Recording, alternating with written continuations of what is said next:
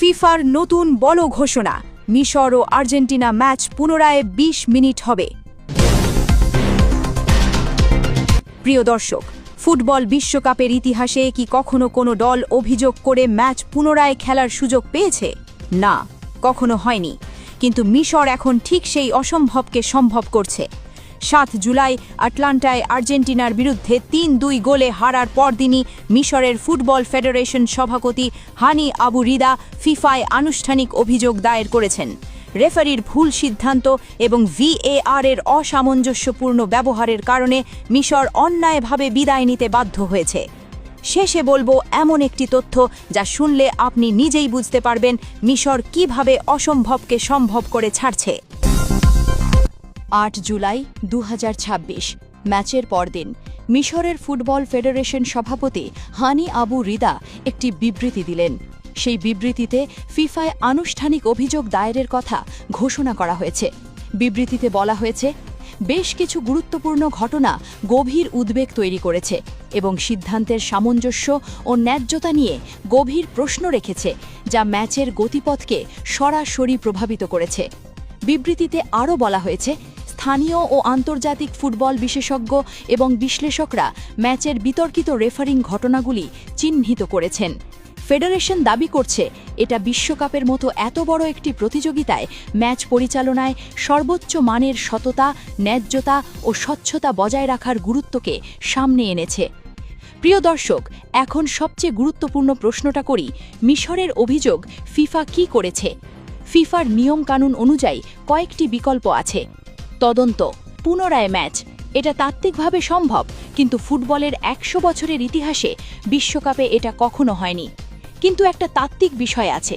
ফুটবলের ইতিহাসে কিছু লিগ ম্যাচে বা কাপ ম্যাচে রেফারির ভুল প্রমাণিত হলে পুনরায় ম্যাচ খেলা হয়েছে। যেমন ইংল্যান্ডের কারাবাও কাপে ২০০৫ সালে একটি ঘটনা ছিল।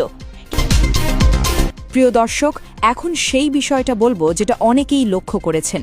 ম্যাচের পরপরই ফিফা মিশরকে একটি বিশেষ পুরস্কার দিয়েছে। গোলকিপার মুস্তাফা সুবির একটি বিশেষ স্বীকৃতি পেয়েছেন, একই টুর্নামেন্টে ২টো পেনাল্টি বাঁচানোর জন্য, ইতিহাসে মাত্র ৫ম গোলকিপার হিসেবে। এছাড়া মিশরের গোলকিপার মুস্তাফা সুবির বিশ্বকাপ ইতিহাসে ৫ম গোলকিপার হিসেবে শুটআউটের বাইরে এক টুর্নামেন্টে ২টো পেনাল্টি বাঁচানোর কৃতিত্ব অর্জন করেছেন। এটা ফিফা আনুষ্ঠানিকভাবে স্বীকার করেছে। অনেকের প্রশ্ন, ফিফা কি গিল্টি ফিলিং থেকে এই পুরস্কার দিয়েছে? অন্য দলকে এভাবে আলাদা পুরস্কার দেওয়া হয়নি, তাহলে মিশরকে কেন? কিন্তু সত্যি কথা হলো, সুবির সত্যি অসাধারণ পারফরমেন্স করেছেন। মেসির পেনাল্টি বাঁচিয়েছেন, অ্যালভারেসের পেনাল্টি বাঁচিয়েছেন। এটি একটি বাস্তব কৃতিত্ব। তবে মিশরের সমর্থকরা বলছেন, এই পুরস্কার দেখিয়ে দিচ্ছে ফিফা নিজেও জানে মিশর ভালো খেলেছে, কিন্তু তারপরও তাদের বিদায় করা হয়েছে। এই পুরস্কারটা কি সান্ত্বনা পুরস্কার নাকি সত্যিকারের স্বীকৃতি? আপনারাই বিচার করুন। প্রিয় দর্শক, মিডো যে কথাটা বলেছেন সেটা সবচেয়ে বাস্তব। মিডো বললেন, মিশর যদি আর্জেন্টিনাকে হারাতো, ফিফার জন্য সেটা হতো বিশাল আর্থিক ক্ষতি। কারণ মেসি টুর্নামেন্টে নেই মানে দর্শক কম, টিভি রেটিং কম, স্পন্সর আয় কম। এই হিসাবটা বাস্তব। ২০২৬ বিশ্বকাপ আমেরিকায় আমেরিকান দর্শকরা মেসিকে চেনে, ইন্টার মায়ামিতে খেলেছেন। মেসি থাকলে দর্শক সংখ্যা বাড়ে। ফিফা প্রেসিডেন্ট ইনফান্টিনো আর্জেন্টিনার কেপ ভার্ডে ম্যাচে যখন আর্জেন্টিনা হারার মুখে ছিল, তখন তাকে উদ্বিগ্ন দেখা গেছে বলে সাবেক মিশরীয় গোলকিপার আহমেদ সুবির উল্লেখ করেছেন। আবু ত্রিকা সরাসরি বললেন, ফিফা ফেয়ার প্লে নয়, ফিফা এখন ক্যাপিটালিজম প্লে।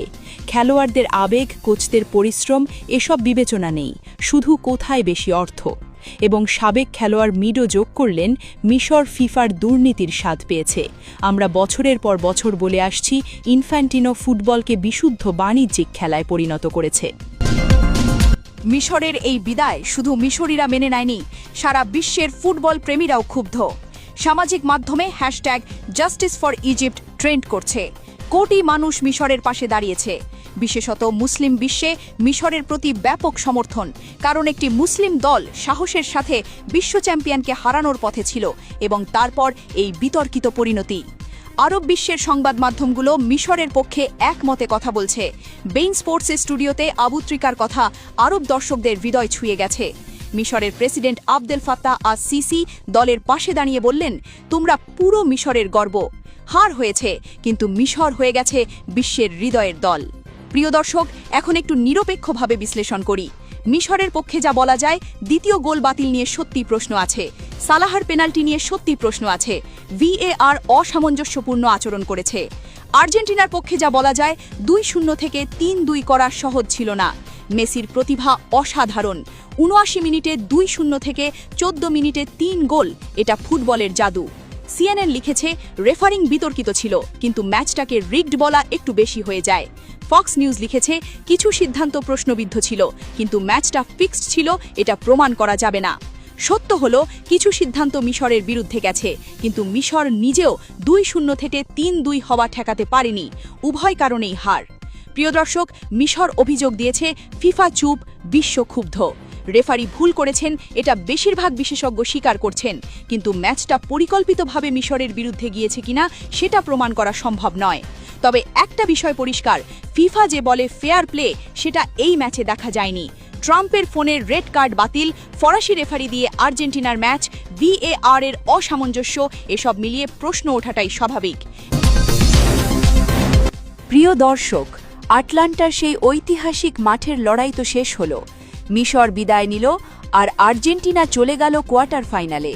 কিন্তু ফুটবল ইতিহাসের পাতায় এই ম্যাচটি কি শুধুই একটি হার জিতের গল্প হয়ে থাকবে, নাকি ফুটবল প্রেমীদের মনে এটি আজীবন এক বিশাল প্রশ্নচিহ্ন হয়ে তাড়া করে বেড়াবে? আজকের পুরো ঘটনা বিশ্লেষণ করার পর এখন চূড়ান্ত বিচারের ভার কিন্তু আপনাদের হাতে। তাই সরাসরি আপনার কাছেই আমার প্রশ্ন। প্রথম প্রশ্ন, ফিফা কি সত্যি মিশরের মতো একটি লড়াকু দলের সাথে চরম অন্যায় করেছে, নাকি মাঠের খেলায় 2-0 এগিয়ে গিয়েও শেষ মুহূর্তে 3টি গোল হজম করাটা মিশরের নিজেদেরই ডিফেন্সের ব্যর্থতা ছিল? দ্বিতীয় প্রশ্ন, ফরাসি রেফারি ফ্রান্সোয়া লেতেক্সিয়ার যে সিদ্ধান্তগুলো নিয়েছেন, তা কি শুধুই মাঠের ভুল, নাকি এর পেছনে কোনো অদৃশ্য চাপ বা এজেন্ডা কাজ করছিল? এই রেফারির কি কঠোর কোনো শাস্তি পাওয়া উচিত?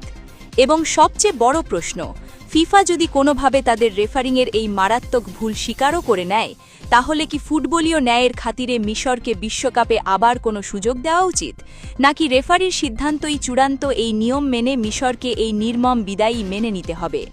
ফুটবল স্রেফ কোটি টাকার বাণিজ্য নয়, ফুটবল কোটি কোটি মানুষের আবেগ।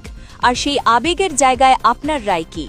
ঝটপট কমেন্ট বক্সে আপনার মূল্যবান মতামত আমাদের জানিয়ে দিন। আপনাদের প্রতিটি কমেন্ট আমাদের জন্য অত্যন্ত গুরুত্বপূর্ণ। প্রিয় দর্শক, আজকের এই বিশেষ বিশ্লেষণ এবং ভিডিওটি যদি আপনার ভালো লেগে থাকে, তবে অবশ্যই একটি লাইক দিন। ফুটবল দুনিয়ার এই তোলপাড় করা খবরটি আপনার বন্ধুদের জানাতে ভিডিওটি এখনই শেয়ার করুন।